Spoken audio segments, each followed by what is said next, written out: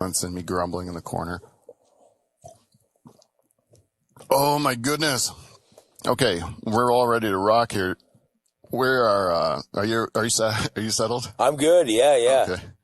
All right. This is actually kind of cool because you've been in here for like what, 10 minutes? Yeah, about that. Yeah. And normally we we will like have, the shit show you've come into in the past when you've come to the Dutch Hall. Like I've been to like so many different variations. Yeah. Like not only the way that the room is set up, but like amount of people changes. Because I was here like early on. Where it was one-on-one like this almost. When it was one-on-one like this, and we were at a table, and my wife came with me. Yeah. And we were like smoking cigarettes, and we were talking after, you saw me at Tom Segura. I opened up for Tom Segura. Yeah, that's right. And that was the first one I did. You weren't even doing comedy yet. Yeah, you were my first comedian I had on, and for the express purpose of figuring out how to do comedy. Right. Yeah. You were asking me questions about like going to do it and stuff. Yeah. At first, when I started this podcast, that's all it was. Like I knew I wanted to do comedy and I wanted to do podcasting. Right. But I didn't know how to do either of them. And then I would just book people to ask them questions. Like I booked musicians, say, how do you get booked? Right. And then I would book, I would just be like, how do you do your social media? Like I would always be like, just having people on for that purpose. I'm not going to lie. Today's probably about the same thing. I'm right back to that because we used to see each other a lot, doing shows after that. Right. And then you both get kind of like where you want the same spot. Yeah, for sure. Oh yeah. And then you don't see each other as much. And then, we also, like, you're also like traveling a lot more. And, we don't get to sit down and chat. So this is what I'm looking forward to. Cause, you're always in like the canary in the coal mine for me of seeing like what I should be doing as a comedian or what what the possibilities are. Right. So I always, much to our queen, our one and only Patreon subscribers, dismay. She doesn't like when we talk comedy shop, but she gives us $10 a month. And, and I do feel I have to apologize to her every time because I'm indebted to her. I'm basically her whore. Right. Yeah. I will do whatever she and Clean Flow want me to do. Sure. He'll do anything for $10 a month, folks. Yeah, so, definitely. And Clean Flow is giving me, I'm not going to tell you what they're giving me, but it's more than $10 more than a month. $10 a month? Oh, yeah. I'll tell you off air what it is. Brag. Oh, yeah. It's going to be, you're going to be so envious, Jason. I'll tell you. But we'll tell you, I won't tell you the numbers, but it's rich.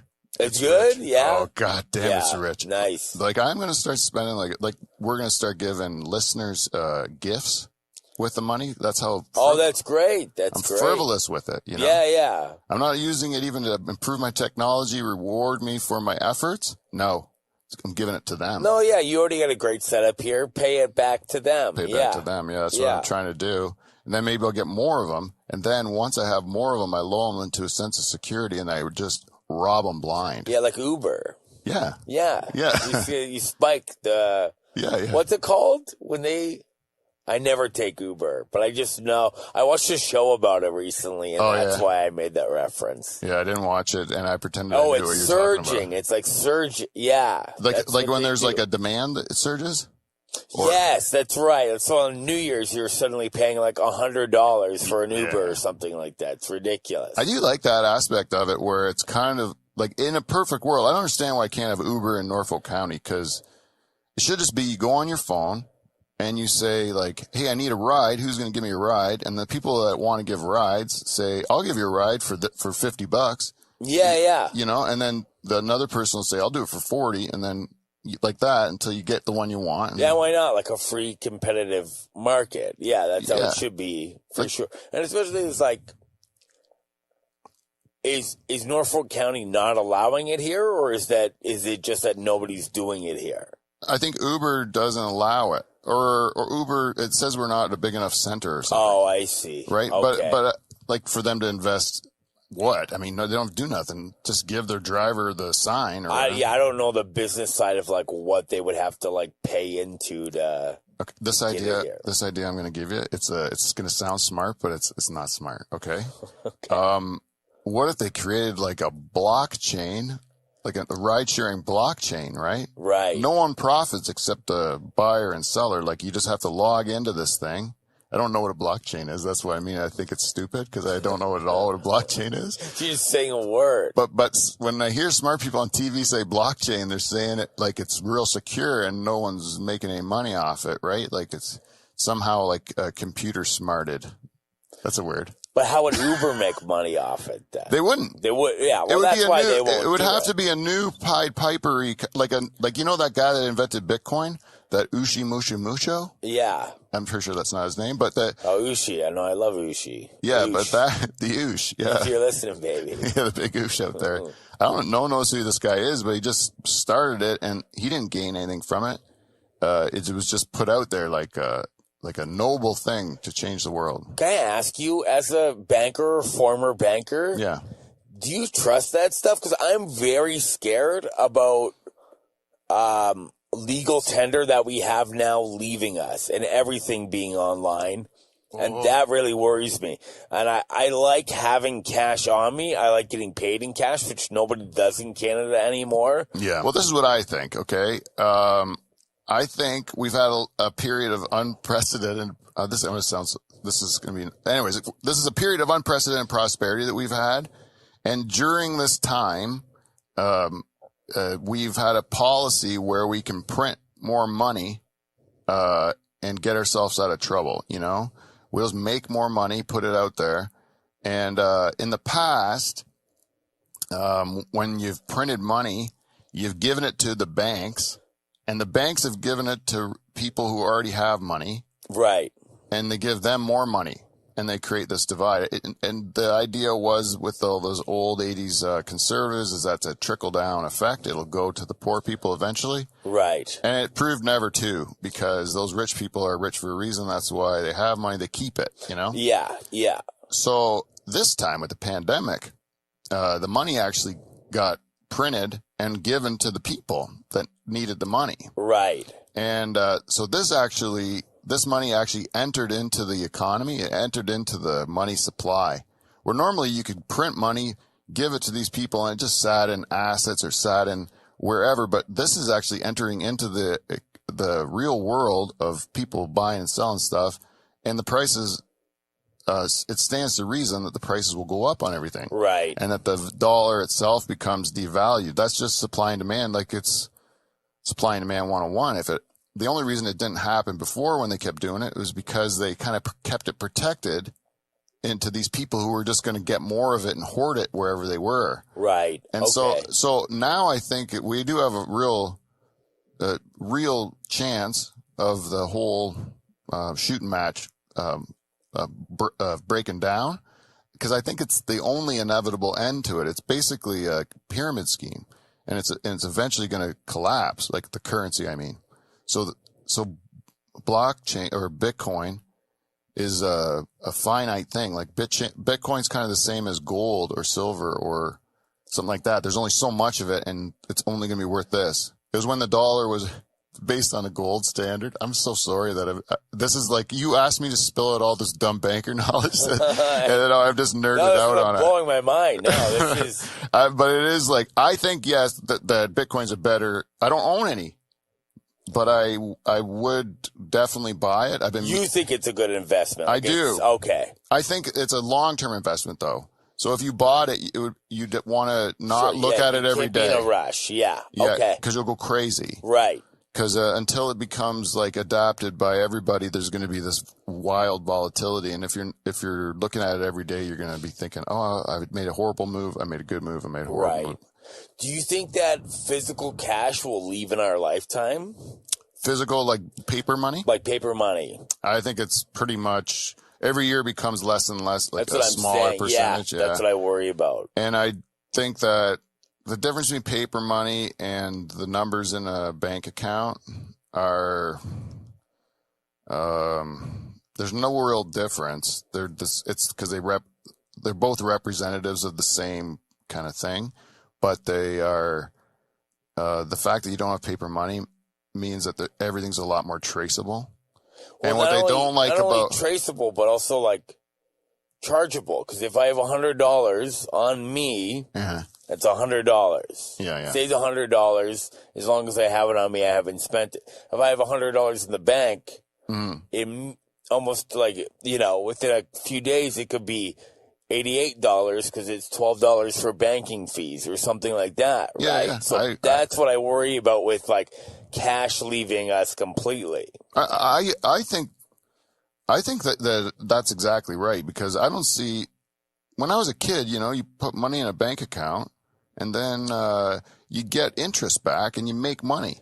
Now you lose money. You lose money by putting it in a bank account. And I used to argue with my bankers all the time if I paid even $1 in fees. I'd be like, fuck you. Yeah. And he would say, well, you got to have a minimum balance of this much. I'm like, fine, I'll save it until I get it, and I'm never paying you guys a penny again. Like, otherwise, why am I putting my money in a bank, Yeah, why not just keep it in my house? Yeah, I'll keep it in a shoebox under my mattress. It's just way better than that. Yeah.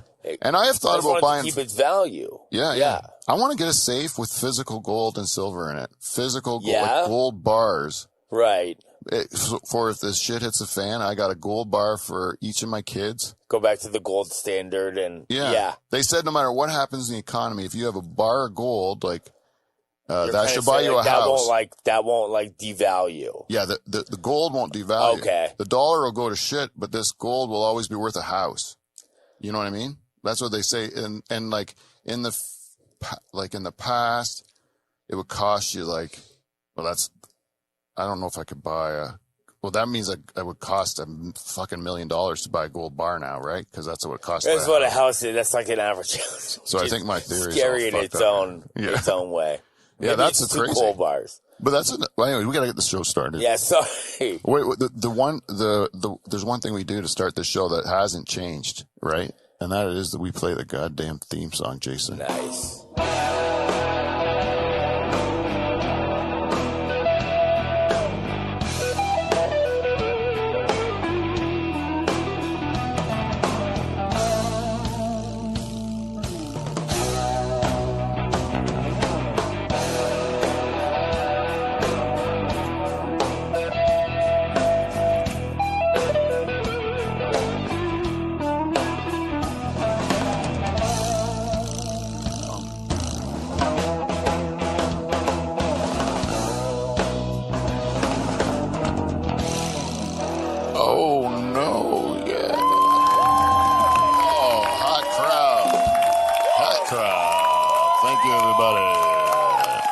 Quit it.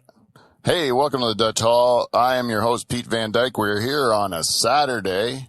I believe it's Saturday, right? During the day. Yeah, during the day, too. Yeah, we blocked out the curtains. Nothing is less conducive to comedy than daylight. Sure.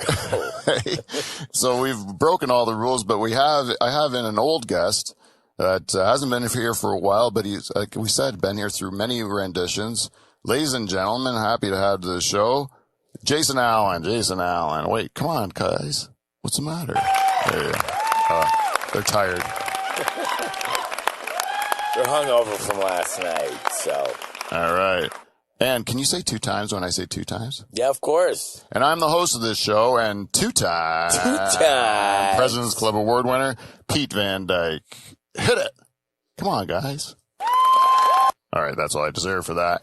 So this is our show. There, we did it.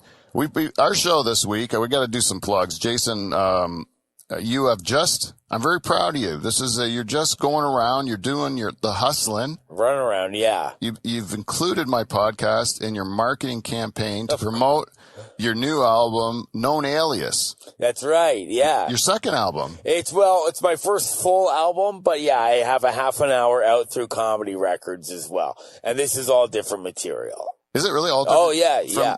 From the other one was called Wood Chipper, right? That's right. Yeah. I promoted that one too. Yeah, and you did push that one too. Yeah, Wood Chipper through Comedy Records. Yeah. So, but this one, Known Alias, this is the real deal. It's the real deal. This is, I feel like, I've grown as a comic, so this one's even, I like it even more than the last one. Yeah, I've watched you over the years develop and grow, and you started as a one-liner guy. Yeah. And then that's when I saw you at Tom Segura. You were a one-liner. That's right. I was doing one-liners. And I was really. That's what I said to you when I met you. I said, "Man, that's a lot of jokes." Like to even to fill those minutes, like you Yeah. gotta be a good Oh, writer, yeah. you know? It's a lot of writing. And, that's what I give credit for those one-liner guys. Like, man, that's a lot of jokes. Very prolific. Yeah. Those guys. Yeah. They're fun to write though, eh? But they are fun to write too. And your mind can almost wander more because you're like, I can just write a joke about a pencil. You can just be like more surreal. You know what I mean? Yeah. Where now a lot of my jokes are around my life, which is nice too. Yeah. But yeah, there used to be a time where I could just like look at a sandwich and make fun of the ingredients or like, you know what I mean? Yeah. It's just different. I always envy that when a person, like when I hear a joke and it's just a simple, like, a simple phrase we use all the time and someone breaks it down and you're like, of course that joke was there all the time. Right. It was just right under your nose. It was right there. Yeah. Yeah. Those ones always kind of seem like that to me. Like, if you plugged in, a picket fence, would it be an electric fence or something? Is that one? Oh no, one of my jokes was, I wonder if electric fences think of wooden fences as acoustic fences. Oh, that's what it was. Yeah. Acoustic fences. And how about every book is a coloring book? Oh, every book's a coloring book if you hate librarians. Yeah. See, Yeah. those are great jokes. Those were old one-liners of mine. Yeah. Yeah, those were like some of the early stuff, right? That's right, very early on. I'm surprised you remember those. Once in a while, Katie will say, like, my wife will say, like, a very old joke of mine. And I'm like, it's funny that you remember that. I don't know, it fell out of my head a while ago. Yeah, they all came back to me because one time we were doing a show on St. Patrick's Day at Bramsterdam. Yes. And I think I had the Nocturnal Emissions there. And St. Patrick's Day is notoriously the worst day for comedy because everyone wants to get boozed. Right. And we were at a pot lounge. And we're at a pot lounge doing comedy. So all the things people don't want to do on St. Patrick's Day. So the crowd was thin. It was mostly comedians. Yes. Which makes it fun.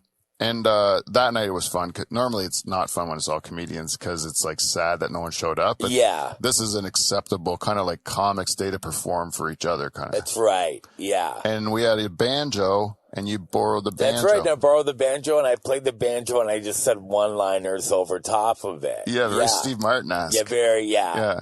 And and that's where all those old jokes came back. I'm like, oh yeah, these are the ones. Right. Yeah. But yeah, I've never recorded those either. And once in a while, I think it'd be nice to get enough of them to just record it and then they're out and then I'm done with them forever. Yeah. But it's hard because it's like so many. It's so much writing. It's just so much. Not that I don't write a lot now, of course. Yeah. I think that's one of those things different. that through your career you should just like put them like as you write them, like as they come to your head, just put them in the pile of one-liner jokes and then let them collect over the years. Yeah, and then eventually I can go do something with them. Yeah. Because that would be a cool, like even just if you just wrote a whole bunch of knock jokes and then just same thing, just put them in, and then did a knock joke special. That's hilarious. It would be like something that, it would stand out. And it would just be so different. Yeah. That's what I kind of think about a lot because there's so many comedians and how do you stand out from everyone else? Like how do you make yourself known? Right. And, if you play with format too much, you run the risk of being a hack, you know? Right. Or you could be a genius. Yeah, it's like a fine line, right? Yeah. It's like, do you want too many styles or do you want to grow in your one style? Because that's what a lot of great comedians do is they just grow in their one style. Yeah. You don't see, you know what I mean? Yeah, but Chappelle's not releasing a one-liner, Yeah. you know, album and then doing a story album. You know what I mean? Yeah. Yeah, even Gilbert Godfrey released the Street Jokes album, like the Dirty Jokes one, but which was different than his because there was somebody else's jokes. But he didn't really do it. He was a club comic. Like he didn't want an album. Yes. You know what I mean? No, I don't feel like he recorded a bunch. Yeah, no, he didn't. And just that one. And it was just kind of like, here, I'll do this because I don't want to give any of my real jokes away. I want to tour them in the club and get paid. So it's like, I'll do my own spin on these classic jokes. Then I'm not burning any of mine. I'm not burning any of my material. Yeah.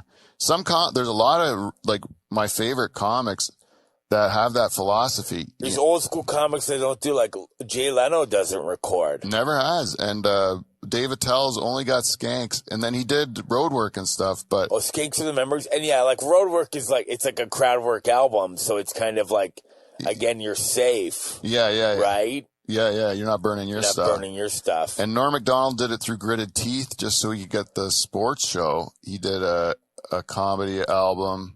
But he didn't even. Wait, and then he did Hitler's Dog too, right? Well, that was the one. There was one. Norm Macdonald tells jokes, right? Or Norm Macdonald does stand up, and then there's Hitler's Dog. And then there's Hitler's Dog. But still, for such a long career and only 2 specials. Yeah, and I think both of them he didn't really want to do. He was kind of like it was to get something else. Right, it opens up doors. Yeah, so he's like, I'll go do this stuff, but because he just liked having like. Hours and hours of tools in his toolbox. That's right. Just pull it out anytime you want and not be afraid to use it. Right. Seinfeld, too, has that philosophy. And then there's the Louis C.K.'s and the George Carlins and the Chris Rocks, who are these prolific every regular couple of years. Yeah. It's Bill Burr's in that category now, Segura. You know what I mean? These guys are now, you see it more and more now. Yeah, exactly. And those guys...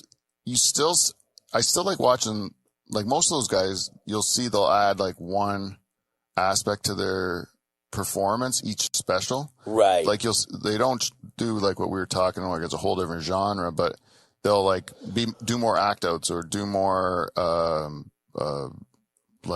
physical stuff or again, it's just like that growth over time, right? Yeah. We've done it not long enough now that there's been like a lot of light bulb moments. You know how you know when you start out and the guys, the older guys will say, like you got to put in the time. There's no other way to learn it. You just got to put in the time. Right. Like I can teach you, but it's not going to mean anything.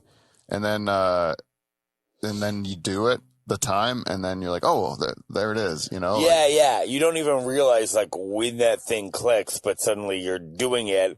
And if you really think back, you're like, oh yeah, I didn't have the confidence to do this before. I didn't have the skill to do it this way before. It just kind of happens. Yeah, you could have told me to do it then, but I wouldn't have done it right. I wouldn't have done it right. That's it. I would have messed it up anyways. So, yeah, a lot of it is just time in. And new comics hate hearing that. Yeah. They'll ask me, and I go like, write all the time, lots of shows, just keep at it. And they keep looking at me like there's like some secret. I'm like, but there really isn't. It's just time in. Yeah, I can't agree more. Doug Koning had one of those light bulb moments where he's like, I figured it out, right? Right. And his thing he figured out was right. Yeah. It's just like you have to be disciplined. You have to, right. Yeah. And then he's like, it works. I want to tell you one thing that I learned. I was seeing a therapist, right? Right. Cause I'm crazy. And then, but it's really good to see a therapist. Anyway, so then, he tells me, use your art. He called it an art. Right. Well, that's nice of him. Yeah, it is. It's the only art where if you show proficiency in it in school, they throw you out of the school. It's true. You get kicked out of class for performing your art. Your art. So he tells me to channel my negative, my anger and my problems and everything into my art, right? Right. So I write all my like sad feelings, you know? Like I'll just I'll write down like problems I had when I was a kid, you know. Let's say my dad called me a name, you know. Right. And I'll just be like, "Wow, my dad called me a name. I'm so sad. I feel like I'm not that happy." It's just like not funny. It's just all a bunch of like whining like bullshit. It's just the feeling words. Yeah. Yeah, I'm just getting it all out on the page. Right. And then all of a sudden, I just keep doing it, like to whatever's coming in my head, just like puking it out. And then all of a sudden, like pops up. I didn't even know that word meant gay. I thought it was just something your dad called you to stop you from crying. Like that popped out on the page. It just like happens. Yeah. And then I was like, I love that. That's a joke, you know, that's a real joke. I think it'll work, you know? Right. And then, I liked it so much that I felt like guilty that I stole it, you know, that I heard this before and that it's somebody else's joke. Because sometimes it just flows out of you and you're like, was that in there from somebody else? Yes. Or is this actually me? Yeah. And that's the fear sometimes. Yeah, right? it's always the good Google ones, it. right? You Google it?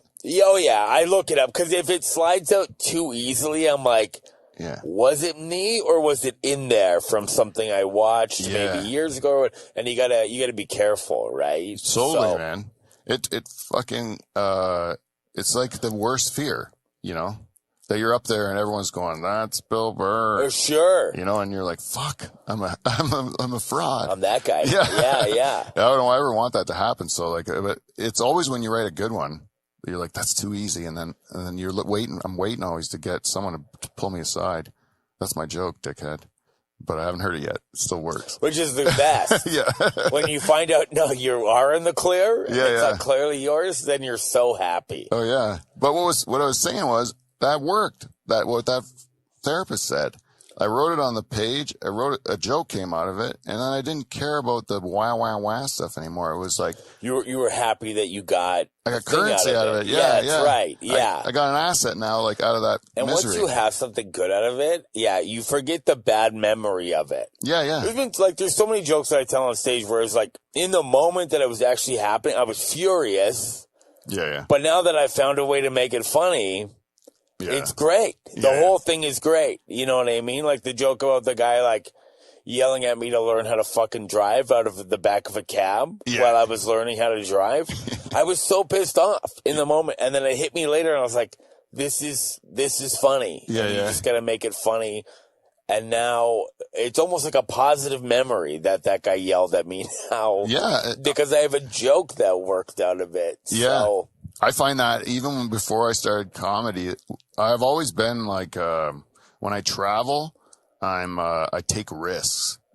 right. Like I like to make the best of, like if I'm somewhere I want to do, like. You want to be like where the actual people are. You don't just want to stay like hiding in a resort or in your room, or like you want to be like, where do the locals go? Yeah, Not I like the tourists. I want to go where the locals go. Yeah, I like taking risks like that, and I like also like I'll do adventurous or like things like outdoorsy type things. Yes. That'll also get me sometimes into trouble. So both of those, I've been in like really bad parts of like towns I shouldn't be in. Right. And I've also been. But like the point of the matter is, at the time, it's horrible. It's kind of horrifying. You know, you're terrified. Yeah. And you're like not enjoying yourself at all. But as soon as it's over and you're safe, like, you have the story and it's cool. Yes. And you'll just always look at it with a fond memory. Yeah. That I did that thing. Like I saw the thing I didn't want to see or whatever it was. You know, I like being in those like situations where you're uncomfortable. Oh yeah, for sure. And that's where I think that growth comes from. And no matter what your like interests are in life, like if you're in that if you have that feeling of uncomfortability, that's when you're doing something good. Yeah. Like the times where I've really freaked out about like spending too much money on something like a house or something like that, and you're like, was that the right move? Right. Those type of that's always when the best stuff happens. You kind of like when you take away your net and you got no choice but to do it. Yeah, and you just got to make it happen. Yeah. Yeah. Do you find that too? I do, and Katie and I are kind of like going through that right now because like we've been putting money into this trip for the UK. Yeah. And then that money's going to be gone, and then we're going to have to build up our savings again. But it's kind of exciting to like, that I'll come back and be hustling for gigs over the summer. And trying to build that up, and that excitement of like almost like not having the safety net for a minute. Yeah. And also I'm excited about the trip to the UK, of course, too, and like doing all that stuff. So. Yeah, you're going to like it. I haven't been there in a long time, but I went to school there, eh?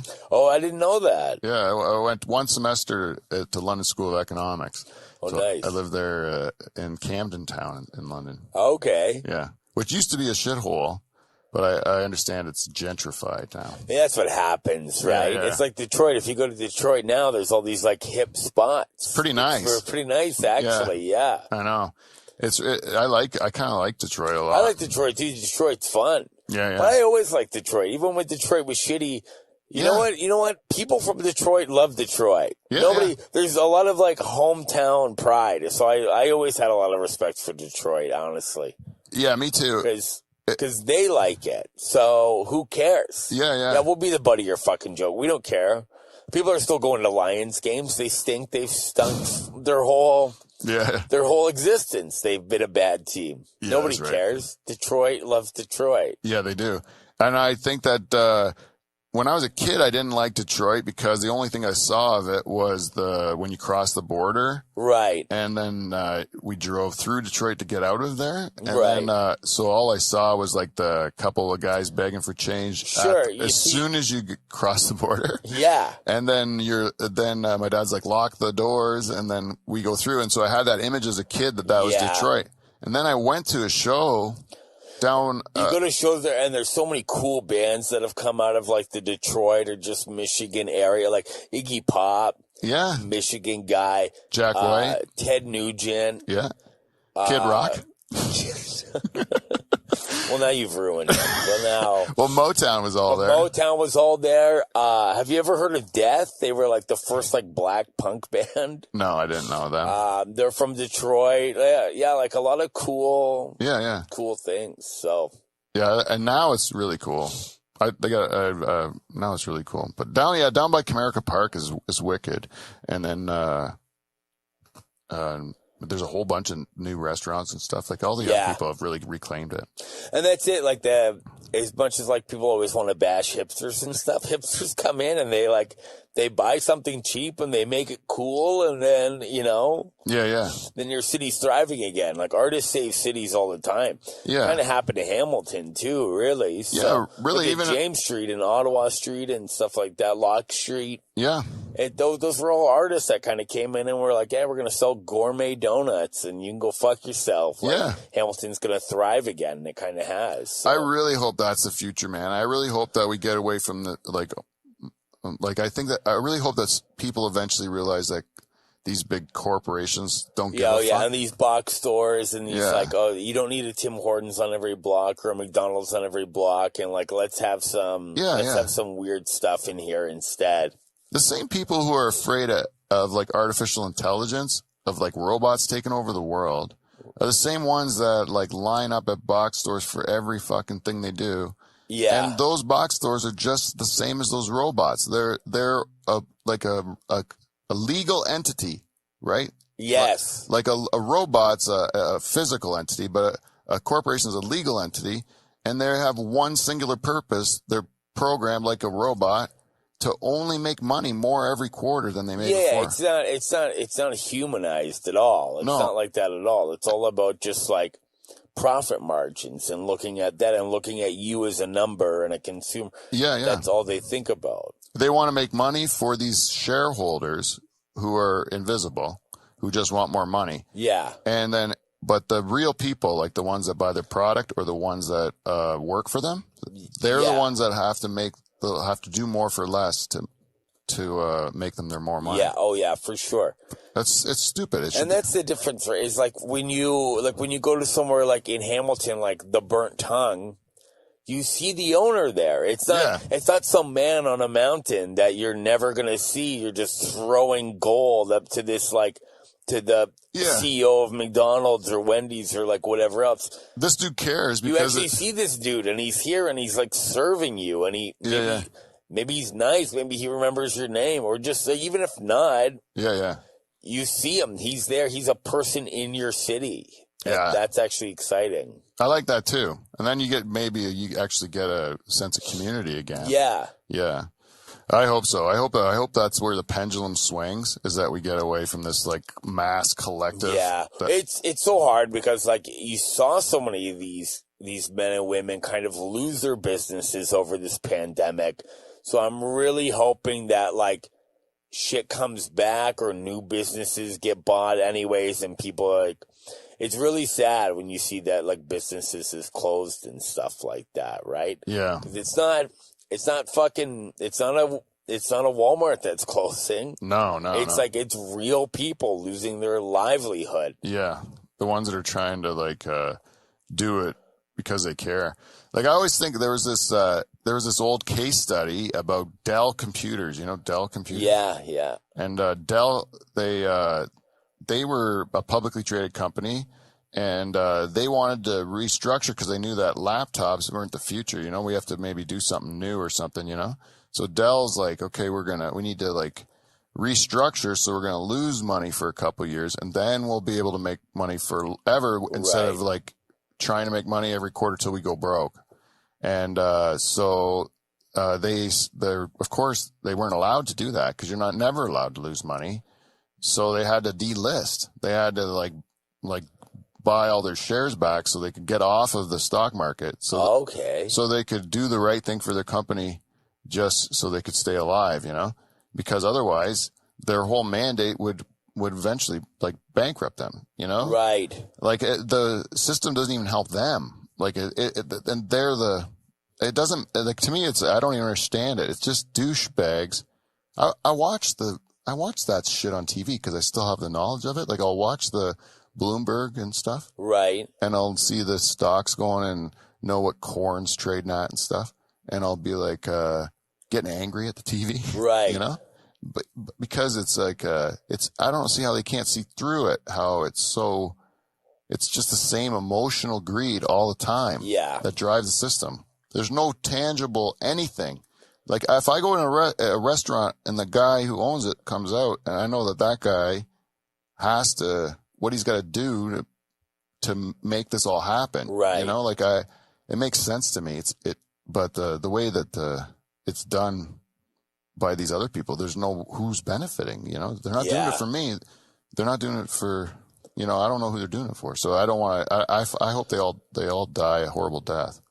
That's just my opinion. No, I agree. I'm with you on that. My therapist would also say I should write that on a piece of paper and not talk about it with regular people. Oh, that's something you just like let out of your. I feel like no, I don't know if I agree with it. I feel like you know, like family trauma or issues or like personal rage. Yeah. Sometimes it's good to get it on paper first rather than just bring that on. You know, people. But societal, he's talking about. But I think, like, societal issues, no, I think that humans should be speaking to each other about that stuff. You know what I mean? Yeah, I don't know if he was I like hearing that other people don't trust corporations, because then I know where I stand with them. Yeah. I know you're not a lizard person now. Right. And then I trust you. You know what I mean? Because you're not like, well, it's just a good business move. I'm like, you're a scumbag. You know what I mean? But no, you're not like that at all. We're kind of like, we're in the same belief systems. And it's good to know if people like line up with you morally. Well, that's what I would think. I always have this piece of advice. If you're going to go, no matter where you do business, you want to get a person that, like, if you have to like go to a bank and you want a bank manager, you got to get a bank manager that hates his job, you know? Right. Because they're going to work for you, not the bank. Yeah. They're like, fuck the bank, but hey, you're okay. I'm not going to take fuck this these guys. You know how much money these guys are making?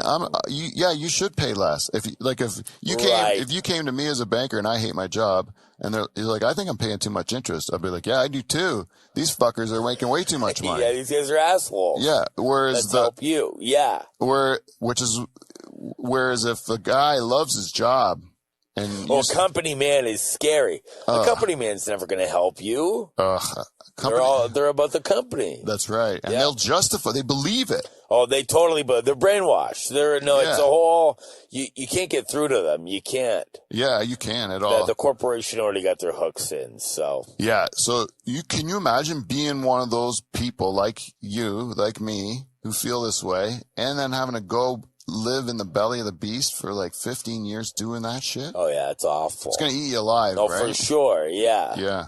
That's what I mean. Like it's a real, like it took its toll on my health. It took its, like I was 20 pounds heavier than I should have been. I was, like just aching and pain all the time. I was like puffed up, my face all puffed up. Right. You know, like you just I was all stress, And then I quit and then it was all gone. Right. Isn't that crazy? Yeah, it is. But that's like, you know, you're wrong. You know, it's wrong for you. if you're doing that. And that's like, oh, that's the proof right there. The proof is that you're just living a much healthier life now, and you just seem like a healthier person. By not doing it. Because you got out of a toxic situation, right? Yeah. So, where there's people all around me, they loved it. They actually enjoyed it. Yeah, it's just, I guess it's different personalities or whatever, but... What's the longest job you've had? Oh, like, definitely, like, in social work, social service work. I worked at the detox center for a very long time. And then, so you would have had to deal with, like, office politics and all that shit? A little bit, for sure, yeah. Some of that shit. I don't remember it ever getting too toxic there. I think my worst work environment was probably at Crash Beds. It was an emergency homeless shelter. Oh, yeah? Which is now closed. But a lot of that had to do with the fact that it's just like, it was people that had been kicked out of every other shelter or like had like, for whatever reason, or maybe had bans and stuff like that. Oh, yeah. So you were essentially dealing with the worst of the worst. So it was a lot of like, conflict every day. Conflict constantly. Just everybody was mad at you at one point or another. I'd literally have to like deal with like physical attacks sometimes. It was just a lot of negativity. It was overnight, so you're just stressed out because you're fucking with your sleep schedule too. Yeah. I shared a very small office with 3 other people. The whole thing wasn't conducive for your mental health at all. It was very... It was very taxing, where at least at, like, the withdrawal management center, there's, like... You can see the benefit. And there's a sense of hope there. Like, people are coming in to get clean off drugs. Mm-hmm. And even if some of them you can tell aren't as serious as others or whatever else, at least while they're in there, they'll usually give you the idea that, like, oh, no, I'm really trying this time. Yeah. And it's like, well... Maybe you are, maybe you aren't, but either way, you're in a place where you're doing something good for yourself in this moment. You're off it in this moment. Where at Crash Beds, guys are coming in high out of their fucking minds. There's no one wants to be there. Nobody's looking to change. There's we're here to sleep and eat, and then we're leaving. You know what I mean? Yeah.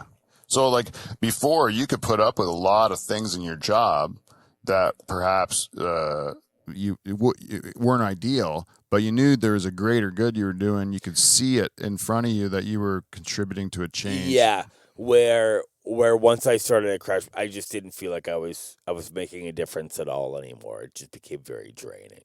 Yeah, that was the same with me when I worked for Farm Credit. That was the place I worked the longest, and that place they weren't mandated to make money. They were mandated to help farmers. Right. So I lent money to people who needed it, and I felt like they couldn't get it.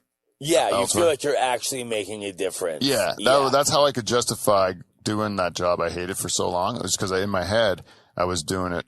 And I really believed I was, like, when I was with a customer, I would fight my employer to do what's right for them. Right. And then I tried that when I worked at the banks, the real banks. And they hated it. They don't like that. They want you to fight your customer for the bank. They want you always to defend them. And I'm like, whereas at FCC, they would say to me, like they would appreciate that I was doing what's best for the customer. Going the extra mile for the actual customer. Yeah. So, like, that was my main thing that differentiated me, that made me successful, was that I actually cared about people. Right. And then, so, like, when I went to the bank, it like, why would I stay there? They're not, you let me do the thing I'm good at. Right. You know, so then I only lasted 2 months at the one and then 4 days at the other one. That's when you know you're done. If you can't even make it a week at the job, you just know. Yeah, 4 days, it's time to move on. He was really, really surprised when I quit. Yeah.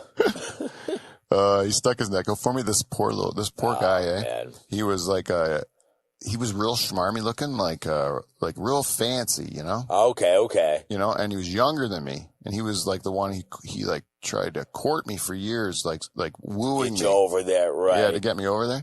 And then, so finally it worked out. I was like, okay, I'll give it a try. But it didn't sit right with me to work for someone younger than me. Like, it really did. Okay. Like, I was a bit prideful then. And then, cause like, how did this guy get a better job than me? Like, who's he think he is? Right. So then, so there was a bit of that, but plus he would bring me to places when he was courting me that he obviously didn't know me. Like, he would bring me to the golf and country club, to the These fancy places that aren't you at all. No. Right. And so I'd be sitting there like, and he goes, I have a membership here. Most of the people, another guy that's getting your job, he's got a membership And here. you're just hating it. I'm like, ah. Yeah, you're not impressed at all. Yeah. And then, but he really wanted me so that he, like, they gave me a signing bonus, like a hockey player.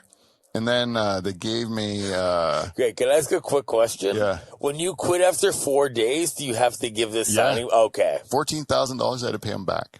Hilarious. I shouldn't say that on the air, but. Did you spend any of it, or No. was it easy? Yeah, It's only 4 been days, there for right? 4 days, So, yeah. you're like, it was easy to just give it back. Yeah. I'm so done with money. I would have spent half of it and been like, oh, fuck. Yeah, no, I was good with money, lucky, because, like, I knew that I was on shaky ground when I took the job. Sure. So, like, I was. You just knew how you were already feeling about stuff. Yeah. So I was like, there's a good chance I'm going to have to pay this back. So I didn't touch it. Right. And, they asked for it back immediately.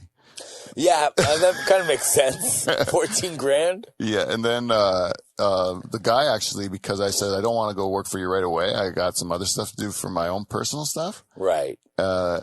Which is also a thing that you don't want when you're hiring somebody, for him to care more about his own personal life. Yeah. Because if you have your own personal business ventures, then why do you need the job, right?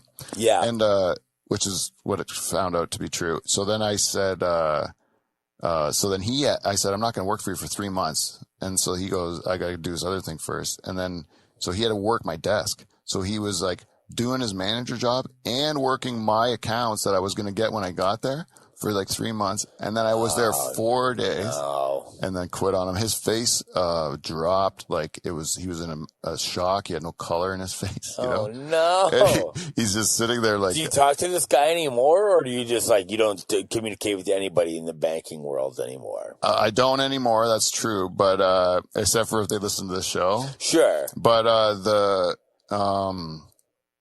I was on a train going to Toronto. Like I was just getting on the train at Aldershot. Right. And he was getting off the train. And you saw him for a second? Yeah. And we passed each other and he was like, Pete. And then you could tell he had like a lot of questions, you know? Right. Cause when especially if he hadn't seen you in so long, or like. Yeah. He's like, what happened? What'd you do? Cause he asked me that even when I quit. What are you going to do? And I'm like, what does that have to do with anything?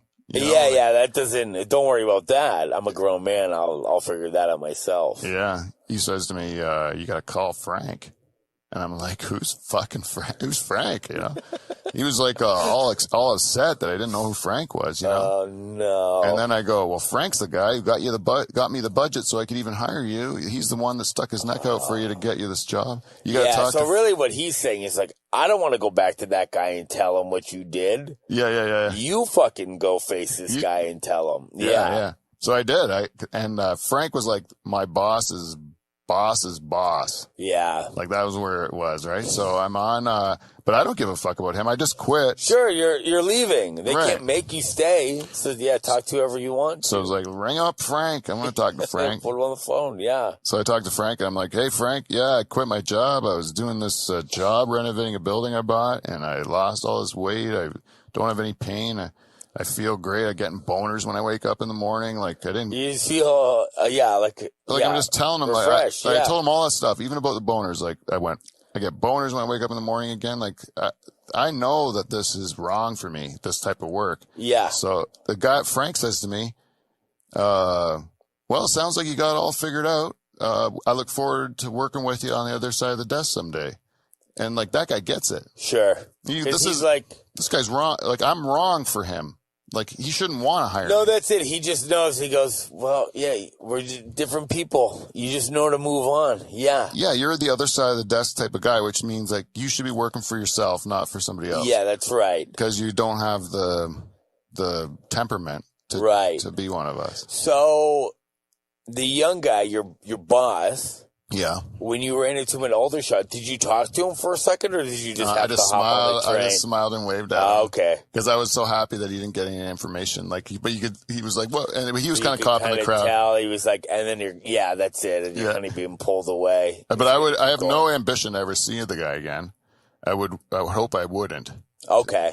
Because I don't, Actually, I've been writing a script about this stuff. Okay. And I say in it that I should feel bad for what I did to him, but I don't. I feel great about it. It was just so good for you that you can't feel bad. Yeah. There, like when I walked out of Crash Beds, there was like I was like one of the more veteran staff there. Oh yeah.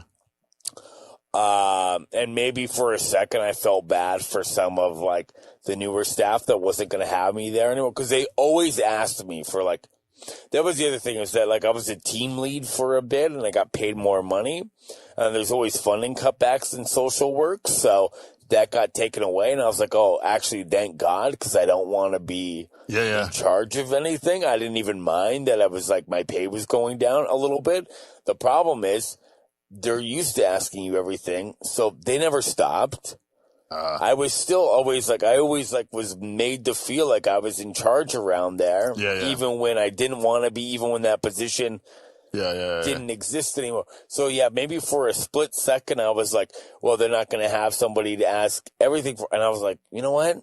They're adults and they can figure it out. It's not my problem anymore. And I was so glad to just like put it out of my head. Dude, I tell you, I would sit up wake up, like I'd be up at night worrying about other people's money problems. Yeah. And they're sleeping like babies. You know, like they have, it doesn't cross their mind. No. And I'm like, I'm taking everyone's problems home with me. That's what happens when you're carrying too much of everybody else. Yeah. And that can happen in different walks of life too. That can happen in comedy where it's like I used to like go to shows with guys and then they'd be late or I'm trying to get them this thing and then they're like, they're messing it up, and after a while, you go like, okay, you just kind of know who you can help and who you can't help. Yeah, who you and count on. Like, I just can't be involved with people who are going to make me late to shows or going to like, you know what I mean, or just like phoning in on stage. I just need to know who to surround myself with. Yeah, that's true. One thing you've done that I really admire, but I also am like, I admire it because I can't do it. Because I don't have it in me and I don't know how to get it. But it's like there seemed to be a time where I watched you in your career where you understood your value. Right. And you started making more demands. You know, you started kind of like asking for things rather than just taking what was given to you, you know? Yeah. Was that a conscious effort? Yeah, it was probably like a fed up thing and just knowing that like for one, like, nobody thinks about you. So if you don't ask, nobody's like, he probably needs more money. Or he probably needs to go on by this time. Nobody thinks about you. Nobody cares. Right. So you have to ask for yourself. You have to fight for yourself. And the thing is, like, there's a few agents in this country, a few, for comedy, and they're all overworked. Like, I have an agent now. I still have to ask for stuff for myself all the time. You know what I mean? You just kind of, like, understand that you have to do that. And one thing that I heard a pro comic who's been doing it way longer than me say, Don Perret, was like, there's actually, like, a power in the word no.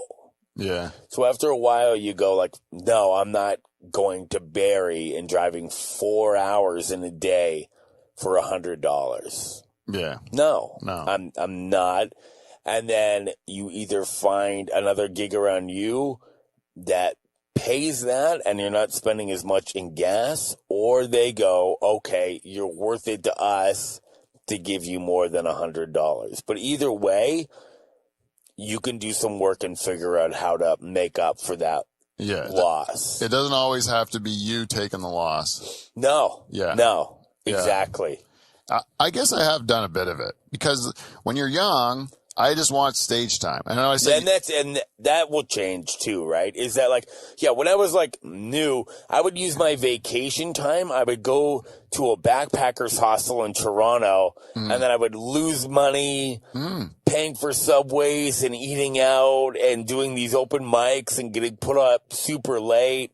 Yeah. You know, and then... But you do it because you don't feel you have options, and you really don't. You really don't have options. Yeah. And also, you just want to get better. So, and I still want to get better. You always should be trying to get better. And I still do shitty open mics and stuff like that at times. but I feel like it has to be purposeful. It has to be purposeful, and I'm in a place now where I just won't tolerate disrespect.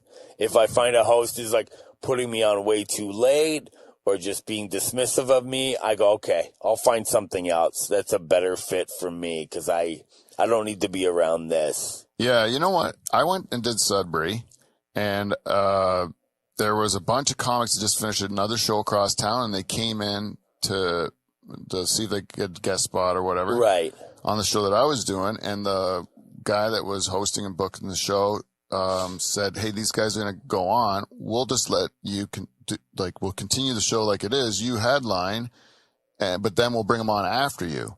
And then I'm like, "But I'm the headliner, and like you advertised around me, and like that doesn't seem right." Right. Like so, I said, "No, let me go on last. They go on before me. Mistake, horrible mistake." It was the worst mistake I could have ever made. He was right. It was his room. He knew it. The crowd was going to be too drunk to care about these guys. So it's actually a bad spot for them. You don't really want this headliner. He was trying to help me out, but I was in my inexperience and also just unawareness of the situation. Yeah. Just like, I'm the guy that's on the poster. I got to go on last. Yeah. But I don't know. No, it's right. He was right. I'd rather protect my set than my title of the headliner. So yeah, I would have totally just let those guys go on after me. Yeah. I get what you're saying. There is like an aspect of like, well, the headliner goes last, and I understand that. You know what I mean? Yeah, it's even gross, but sometimes you'll see hosts do time after the headliner. You're like, what the fuck are you doing? Yeah, that bugs me. Yeah. But the bottom line, usually the host doesn't do well after the headliner. They're like, usually a host that is doing that has done bad all night and is thinking that they'll save it at the end, and they still don't. Yeah, they never do. Unless the headliner does terrible, and for some reason the host is like, well, I'm going to leave them on a laugh. Yeah. But I've honestly never seen that. I've only seen the other way. Yeah. And you're right. These locals after, they would have ate shit, but instead they probably ate shit before you, and then the audience was burnt out, and then you can't. Yeah. So they did okay, but that's like a learning experience too, right? That's just like something that like that was one of those things about like playing poker where you just got to see as many hands as you can see. It was that I had never seen that hand before, you know? Yes, and that's it. And I made the wrong That move. is very rare. You like, that's a small town comedy thing that these comics were excited, like, oh my God, we could get 2 sets in one night in Sudbury. This never happens. Yeah. And, and you just weren't aware of this situation, and you're not from that scene. Yeah, and I thought, well, the room's full. Everyone's having a good time, you know, but I didn't, I'm projecting. This won't end, but people don't realize, like, comedy, there's a time limit now. Yeah, it's true. Because sometimes, like, because you'll have to say that sometimes to people that are, like, maybe producing shows or booking shows, and they're not in comedy. Yeah. And they're like, well, we'll do a 2-hour show. We'll do a 2.5. And I'm like, no, you don't understand. Yeah. We'll never have these people here again. Yeah. If we don't do 90 minutes. Yeah. 90 minutes is max. That's like the max. Sweet. And sometimes it should even be less. Like at bar shows, we can go an hour. We'll be fine. It's a bar. Yeah, if it's a bar show where people aren't paying and you might be fighting with some regulars, do an hour. Yeah. I agree. Hour 15, hour 20 is like almost perfect, I think.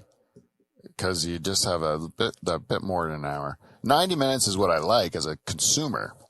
For sure. And it depends where you're at, right? Because sometimes 90 minutes can be like a really good show, but again, it depends where you are. Like, because there's some rooms it's just not designed for. There's some rooms that just aren't designed for comedy at all. Like, we're talking about like the power of saying no. Yeah.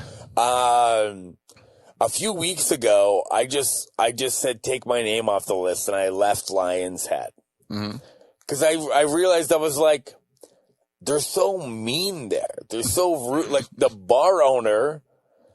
Like, will joke about how he hates comedy being there. The regulars joke about how they hate comedy being there, but it's not really a joke. They really do hate comedy being there.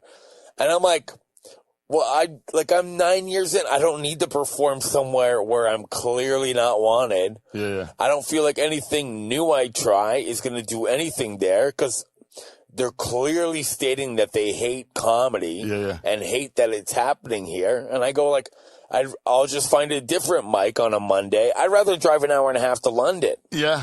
Every Monday. They won't put you on. You better sign up online first. You got to get there quick. Yeah, they're worried about that. But either way, they will put you on. I'm just kidding. I'm just saying that like I'd rather scramble and find different Monday open mics. Yeah. Than do the local mic where I'm like, I'm going to get nothing from this show. I'm going to doubt the new jokes I have, and I'm going to leave being mad about comedy. Yeah. It's not worth it to me to do that. That is true, dude. Because like, there's a couple things there. Like one time I was doing this whole death thing, trying to put a submission together for Winnipeg. Yeah. And I was writing a lot, and I had some jokes that were getting better. And then we did this one gig at Austin Beer Hall. And, yeah. And the sound was weird. So you couldn't hear the response of the audience at all. And so you felt like you were bombing, but like if you were in the audience, you could hear the audience. Like, so I didn't know this, but I asked one of the comics that went on before me, Jen Reeves. Right. And I'm like, Jen, I heard your act. You did fine. I know those jokes. They work, like, how did you feel you did? She goes, I cried in the parking lot. And I'm like, I told you didn't bomb. Like it must have been a sound thing. It's the sound. You just can't hear them. You couldn't hear the laughs coming back at you pretty much? Yeah, you couldn't. It was all muffled. You could barely hear yourself and then the sound back. I don't know what was happening, but it was hard to hear. I think it's because they were doing it into the curtain or something, and it must have been sucking it up. But because they did it once where you did it at the front, and it didn't have that same problem. I find that they can be very nice at Austin, but it is a weird layout. You know what I mean? The good thing about that show is if you're running around and you book it right, you can get 2 in one night in Hamilton. Yeah. And neither one of those shows are like awful shows. Sometimes they're not like the best, but I've never been like, God, it's so depressing here, at Austin or at Emerson. Yeah. So it's good that way. That's a real shame to hear that that Jen was like bummed out. And then I felt horrible. Like I felt like there was a real bad bomb with the same material I thought I was gaining momentum on. And I lost all confidence in all of it. I felt like such a hack after that, and I never went back to it. And, actually, I still feel that way. I still feel like the whole thing was super hack. I think you should, as a challenge to yourself then, you should find a room that has like a normal human sound system that humans would like to listen to. Yeah. And try those jokes again, and that'd be a good challenge for yourself. Because that used to happen to me when I was hosting Poacher's Arms the mic. Mm. By the end, it was all regulars, and I was hosting. They were just too used to me. So I was doing jokes that I believed in that are bombing. And then this is around the time I was moving to Hamilton, and I moved to Hamilton. And then I was like, no, fuck it. I'm going to try those jokes again. And they started working all the time. And some of those jokes are literally on my first album. Jokes that were bombing in London because they just got too used to me being the host there. And I was going to give up on those jokes. And thank God I went to another city and tried those jokes, because those jokes ended up making like the cut of the album. And sometimes if I'm doing a very long set, like when I was in Alberta a couple of weeks ago, I would go around and there'd be an opener who was like the host and opener. She would do a half an hour, and I had to do an hour at some of the shows. And so some of the shows I would do stuff from that old album that, again, like I said, wasn't working at the Poacher's Arms. And I do them now, and they're still working. Yeah, that's cool. Yeah, that's cool. I'm just saying, don't always let... I was talking to Gavin Stevens about this once. Yeah. And he was like, you get to a point in comedy where you realize the rule of 3 is bullshit. And I don't mean like 3 jokes or like a joke and 2 tags. I mean, I used to have this rule where I was like, if it doesn't work 3 times, I'll get rid of it.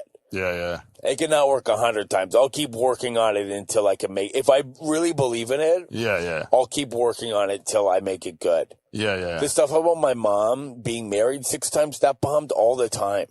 Yeah. That bombed for like a year. Yeah. before I figured out how to make it good and to show people, no, I don't hate my mom. It was a weird life experience for me too. Yeah, yeah. And you figured out how to make it funny, and that's on like my most recent album. Yeah. Oh, I just finished a big gay chunk that was hard. You know, it was hard. It's hard to like get through it and make it good. Yeah, and it was hard because people, when you get a word wrong, they really don't like it, and so it's very sensitive material. Yeah, and even though there's no even chance of me like saying anything negative.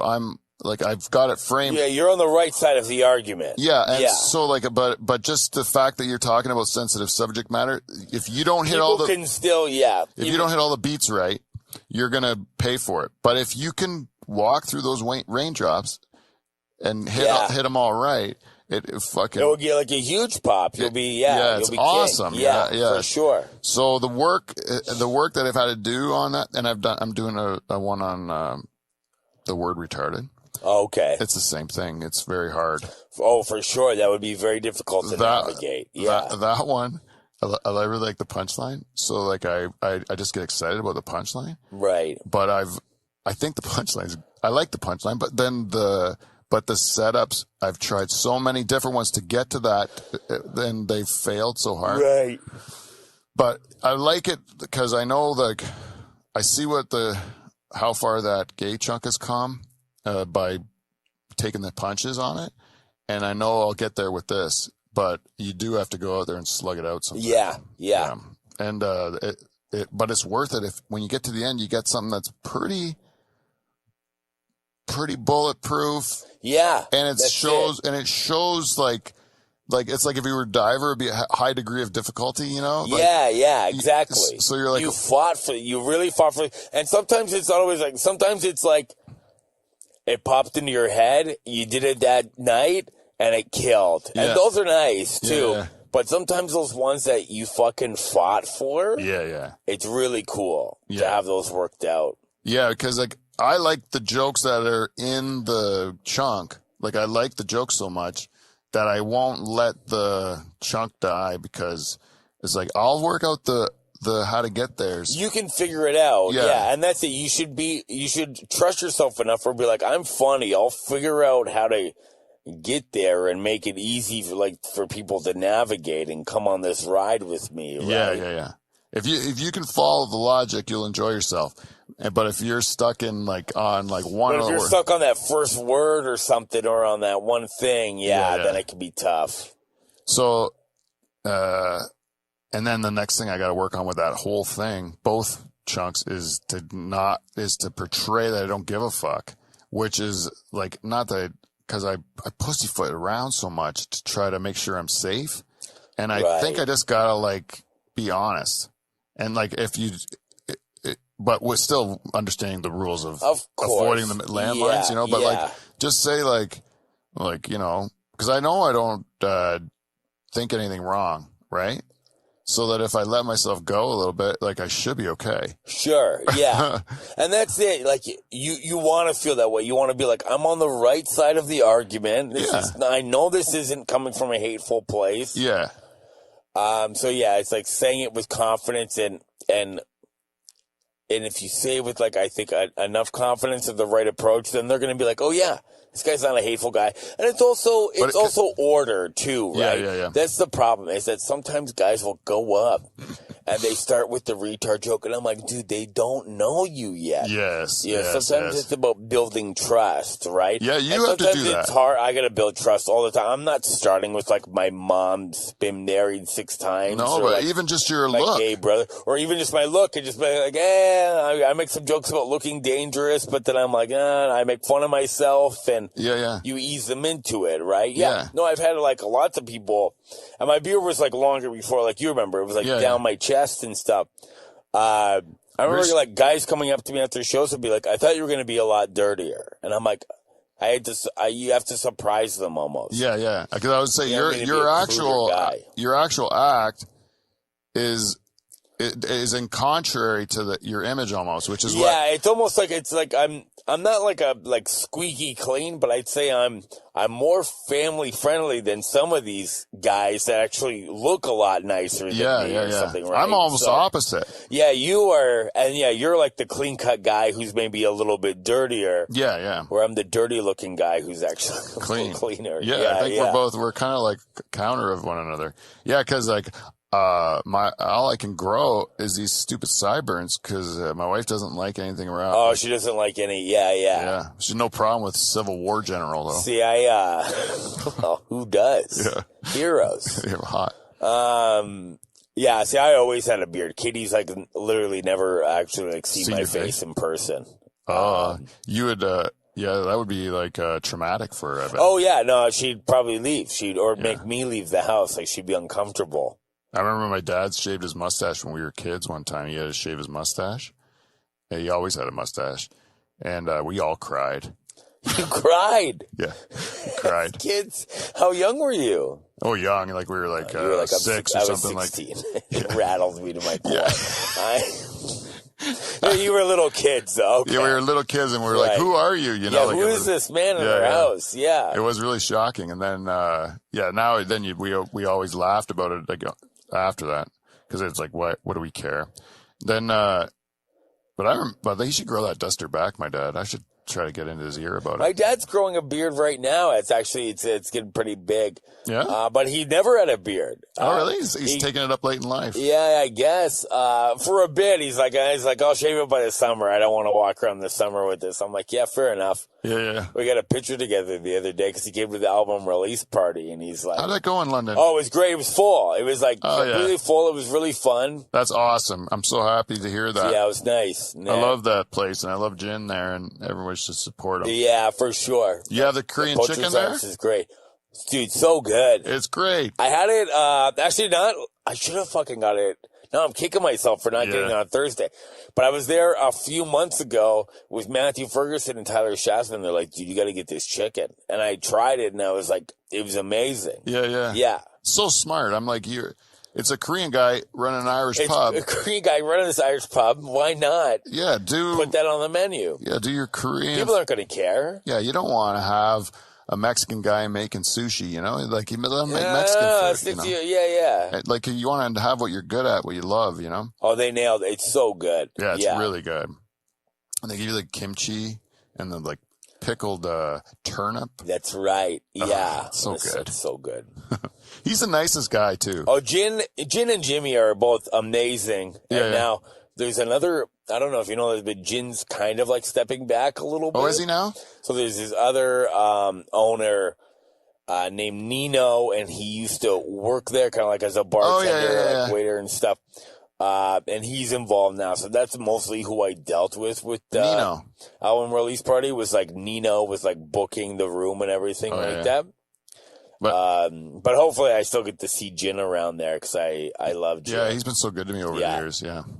He'll like, even when I was there, it wasn't nothing to do with comedy. I was just there I was in London with my wife, and I was just like, hey, they want to see where I do comedy sometimes, you know?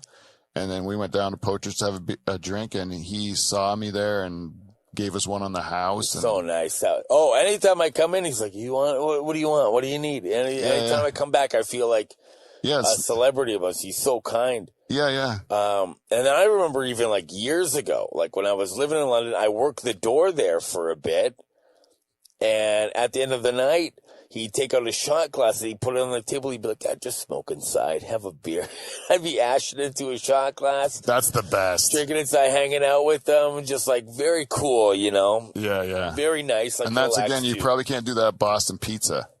Right? No, and you can't do that in a chain restaurant. Yeah, the owner of Boston Pizza would be like, no, corporate will cut my throat. Yeah. If they find out I let you smoke it here. But Jin, who owns Poacher's standalone bar. Yeah. You kind of have those memories and that hangout and stuff like that, right? There's a friend of ours that owned this bar in Turkey Point, Tab Vandenbush. She's passed away now, but she let me and my cousins in after hours one time, and we were all smoking. Some of us brought our own booze in there. So when you were a young guy and you get into a bar after hours, you just think it's the coolest fucking thing in the world. It's the best. You just feel like a rock star. Yeah. Yeah, it's the best. Yeah, it's awesome. Everyone else is gone. You get to stay. You get the special treatment. No, it's great. Yeah. Yeah. I love it. Swazi's in Waterford. Swaz is like that. Okay. If you stick around, and you know Swaz, you get to Yeah, stay. then he's like, come on. We've done Swazi's, right? Yeah, we've done Swazi, I thought so a couple times. Yeah. Get the fryers on for you. It's good though. Like, I love those little bar owners that they're happy for you. Like Swazi. And that's the thing. They're happy because he's seen me when I started. He was one of the first guys to let me book a show there. And then when I come back, like, I do it like maybe once a year. So that we see you improve. So they see growth and stuff too. Yeah. So he comes over and he's like, man, you're really getting better. Like he gets to see it. Right. So it's kind of nice. Like, that is really nice. The guy that does, Crazy Canuck in Kitchener. He's great like that. He's always rooting for you. He's always like, oh God, like over like when stuff just started to open back up again. He'll put your album on the wall there. Oh yeah, no, I got to bring it in for him. Yeah, you're right. When stuff just started to open back up, there wasn't a bunch of rooms open in Hamilton yet, so I would drive anywhere just to do 5 to 7 minutes, just to kind of knock the rust off, right? Yeah. And I would talk to Sandy McFarlane, who runs the Crazy Connect show, a Rusty Nail, and I'd be like, dude, can I just get a guest spot? He'd be like, yeah, come by, whatever. Do your guest spot. And I would do it, and then the owner of the bar would insist that I leave with a free meal. Yeah. I'm like, come on, I did 7 minutes. You can't give me a whole pizza. He's like, yes, I can. Yeah, if you don't eat it there, he'll make you take it home. No, that's what he did. He put it in a box for me. He'd be like, drive it home, eat it at home. Yeah. And it's great pizza. It's great food. Yeah. And they treat the comics so well there.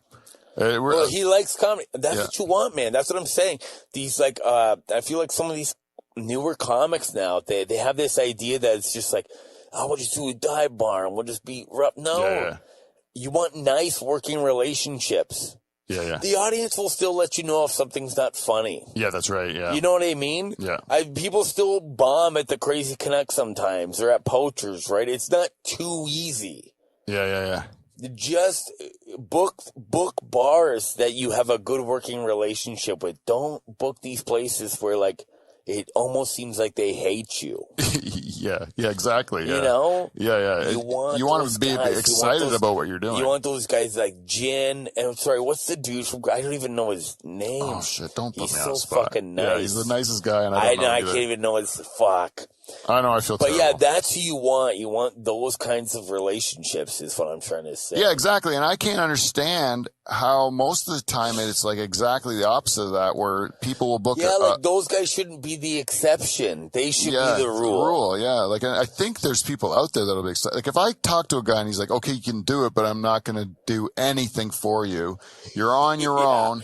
I'm not even shutting the TVs off. That happens. That happens way too often. Yeah, that's usually what the deal. The people who are booking her are just so happy that they said yes that they take it. You know. Yeah. Whereas if you go in there, like, I know this from, like, even that's why I'm back to Swazi's, because I want the room to be a certain way. The room's got to be a certain way for success. Yeah, and I don't want to be intermingled with the regulars. I'd rather have a place where there's a dedicated room for comedy. And so, like, stuff like that is where I'm at, where I'm like, I want to book, I know what I want in a show now, and if I'm booking it, it's going to be this level of show, and I want to be able to book the standard so that people know if you're booking a show for me, it's going to be good. It's going to cost you money, but it's going to be good, you know, and then everyone can get something out of it. And so I'm hoping with the South Coast Comedy Festival, Jason, just to put a quick ad in there, South Coast Comedy Festival, we're currently looking for fundraising partners to do 5 shows here in Norfolk County. And so if you're interested, please reach out at livefromthedutchhall@gmail.com, or you can reach out on Instagram, Twitter, or Facebook. And also, as always, if you do need to give me any come on, mouse. Oh, you son of a bitch. If you do need to give me any, I'll just say feedback without the stinger, then you can also do the same thing, livefromthedutchhall@gmail.com, or Instagram, Twitter, Facebook, LinkedIn, all that shit. And support our sponsors, support us on Patreon, go to our website, livefromthedutchhall.com, and click on our Amazon banner to do your shopping and help us out that way. And check out all of CleanFlow's great products, because CleanFlow makes the wheels go on this thing now. Thank you for your sponsorship, CleanFlow, Bling. And Jason, your album is called Known Alias. Yeah. It's out on all major music platforms yet, or is it still? Yes. No, it's out on everything. It was on, it dropped on April 1st. Oh, cool. Check it out on all platforms. And if you're in Hamilton, I'm doing another album release party because I live in Hamilton now on Thursday, April the 28th at 8 p.m. at Levity Comedy Club. Excellent. I can't wait for that. Actually, I hope to come to that. Yeah, come by. Do a spot, as a matter of fact. Really? Yeah. Oh, then I'm definitely coming. Do it. Yeah. All right. Perfect. So that's our show. If I'm gonna, I'm gonna ask you one hypothetical question. Please. To end the show. Let's do it. If you could take one aspect of personality, let's say it could be strength, it could be charisma, it could be intelligence, it could be anything. And you can amplify one aspect of your personality, but then you also have to lose on another part of your personality in order to get it. Right. Which one would you gain? Which one would you lose? Okay. Oh, I think this is kind of easy because I feel like sometimes I can be like a little hot-headed. Right. So I think that if anything, I would amplify like my outgoingness and lose a bit of my hot-headedness and my quick to react. So you'd some of that anger. I'd lose some of that anger. Lose some of the fire for some charm, or like some for like a bit of like schmooziness and charm. I think would help me a bit more. Is that really okay? Cool. Because I'd take that from you. But I would be the same way. I want to get more charm. More charm. But I didn't know what I would give up to get. I was going to go with just strength or good looks. Because both of those are doing me no good. You can't lose any more of that, sir. I'm sorry. What are you talking about? I got plenty to spare. Oh, you should see how beautiful I used to be, eh? That was great. Oh, I remember seeing pictures of you as a young man, or like you and Jane at the wedding photo. It was handsome. And I'm like, oh, she got fucking robbed in the long run here. What happened? Yeah. But at the time, you were a good looking guy. Gorgeous, eh? Back then. Yeah, you don't understand. That's what happens. You age. I still feel that way in my head. That's why I'm never losing the beard, because if people saw my chinless face. Oh, you'd be just horrible, old-looking, wrinkled lizard. Yeah, it's awful. Anyways, Jason, you're not that now. You're beautiful and gorgeous, and we're really happy to have you here. Thanks a lot for stopping by and chatting with me. Thank you, everyone. Go support this man's album, support comedy, and we'll see you, NT. See you next Thursday. Oh, wait. I shouldn't do that stuff till I got... Oh, no. The mouse. The goddamn mouse. It's the bane of my existence. It's the most high-tech system, and then he just doesn't buy a desk. Exactly. See you, NT. See you next Thursday.